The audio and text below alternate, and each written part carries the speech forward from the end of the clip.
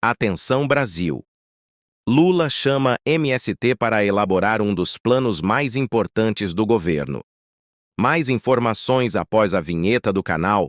Não esqueça de compartilhar com 5 pessoas, comentar sua opinião e deixar aquele like para fortalecer o meu trabalho. Obrigado. Incrível News, você por dentro de tudo que acontece do Brasil e do mundo.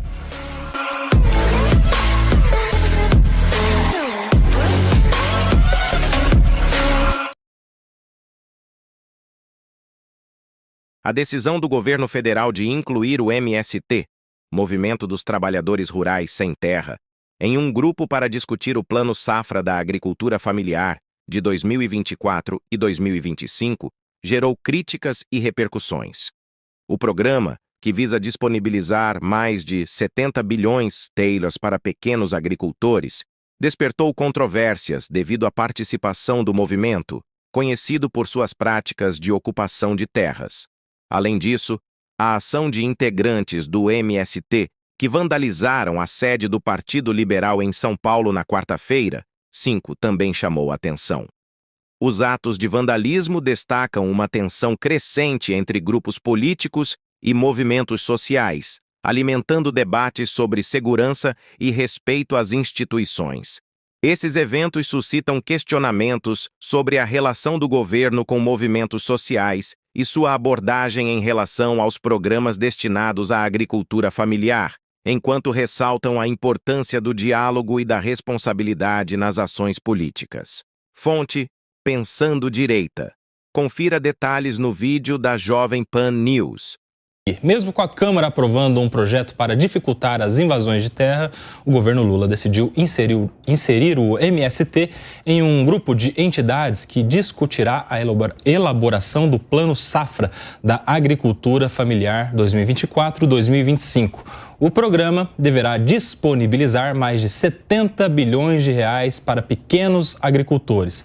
Para justificar a inclusão do Movimento Sem Terra no grupo, o ministro do Desenvolvimento Agrário, Paulo Teixeira, disse que foi considerada a relevância das organizações que representam a agricultura familiar. A questão do um exemplo, que é a questão que o pessoal fala muito, que é o arroz orgânico do MST. Essa atividade só vem sendo possível no Brasil já há algumas décadas porque é o governo que compra esse arroz. Recentemente, em 2023, em julho de 2023, para ser mais precisa, Juiz de Fora, que é um município do meu estado, Minas Gerais, que a prefeita é do PT, ela comprou R$800 mil em arroz orgânico do MST, a R$40 o pacote de 5 quilos. No supermercado a gente compra por 20, o arroz normal, para a alimentação escolar da Prefeitura de Juiz de Fora. Gente, com todo respeito, as crianças merecem um arroz de qualidade, mas 99% dos brasileiros hoje compra o arroz que está no supermercado a R$20. Então, não justifica, foi muito polêmica essa compra, inclusive, não justifica isso, e é só por isso que o MST consegue fazer essas produções de arroz, porque o governo compra. Em primeiro lugar, é claro, eu concordo que o Plano Safra é um plano importante. A agricultura do pequeno agricultor, agricultura familiar, movimenta aí 10 milhões de empregos, corresponde a 70% dessa produção, embora a Embrapa faça alguma contestação com relação a esses dados. Eu sou um defensor do agronegócio e, portanto, eu defendo o agro do grande agricultor e o agro do pequeno agricultor. Então, o Plano Safra é importante, sim, e esse financiamento será de grande valia se ele vier mesmo a acontecer. Se não for uma narrativa, né? Se for uma efetividade. Eu discordo que foi criado há 20 anos. Isso existe desde os anos 70 no governo militar. Quem é que não se lembra do jargão? Plante que o João garante. Foi criado, foi reinventado, já existia desde os anos 70. Então, com relação à China também, eu não acho que a China está resolvida o problema agrário, portanto que ela importa a soja do Brasil. A China tem que aprender aqui com o agricultor brasileiro, nosso agronegócio, que supera todas as dificuldades num país extremamente complicado. E, finalmente, eu acho que todo mundo, em tese, teria direito de participar. O MST tem uma parte dele que planta também, mas por aquela outra parte que invade, Tem relatos publicados que atuando como organização criminosa, invadindo com armas propriedade, matando animais domésticos, ameaçando pessoas. Isso está me parecendo mais que é para acalmar politicamente o MST e parar com as invasões em propriedade pública e também em terrenos do governo, em áreas produtivas, e acalmar um pouco a cobrança. Ou seja, nós estamos discutindo linha de frente outro dia.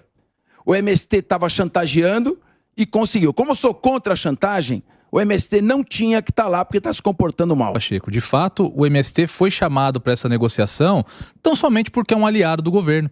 Porque em relação ao agronegócio, a produção do MST não representa praticamente nada, é irrelevante. E isso não é a minha opinião, isso são números. Hoje o Brasil possui cerca de 4 milhões de propriedades voltadas à agricultura familiar. O MST diz, e não sei se esse dado é verdadeiro, que tem cerca de 400 mil famílias assentadas. Isso dá o quê?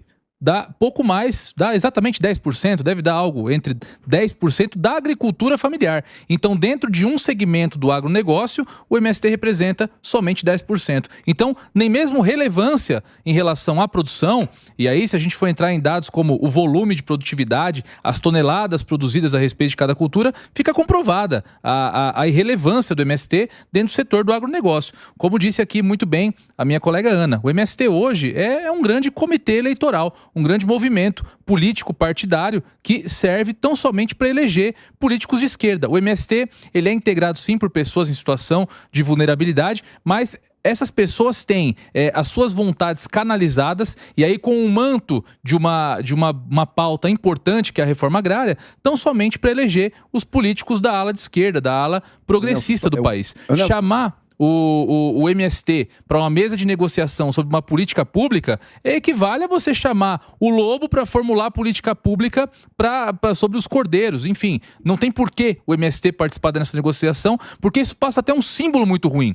Um movimento que comete crimes, como foi dito aqui pelo professor Capês, não pode participar da formulação de nenhuma política pública, até que tenha a sua atividade 100% na legalidade. E aí eu faço a sugestão aos líderes do MST que, para entrar na legalidade, comecem por um CNPJ, porque quando nós dissemos aqui MST, a gente nem sabe do que nós estamos falando, nem dá para definir o que é o MST, se é uma associação, se é uma cooperativa, o que é o MST. Então, completo absurdo o MST estar sentado na mesa do governo federal formulando políticas para o agronegócio. Ô Nelson, como eu acho que a gente tem que ser sempre claríssimo, porque por mais claro que você seja, você pode gerar dupla interpretação.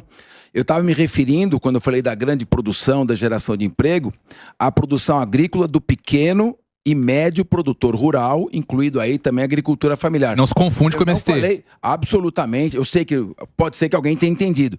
Em um momento algum me referi à produção do MST. E não é uma ação isolada, né? A gente tem uma dificuldade muito grande de saber identificar qual é a natureza jurídica do MST, se é uma agremiação, mas pelo que aparenta, são um bando de baderneiros que, sob uma roupagem social, praticam crimes, invadem terras produtivas, picham edifícios de partidos políticos, destroem e amedrontam e colocam ali as pessoas com um temor daquele bando de baderneiro, porque isso aí não pode ser chamado de movimento social.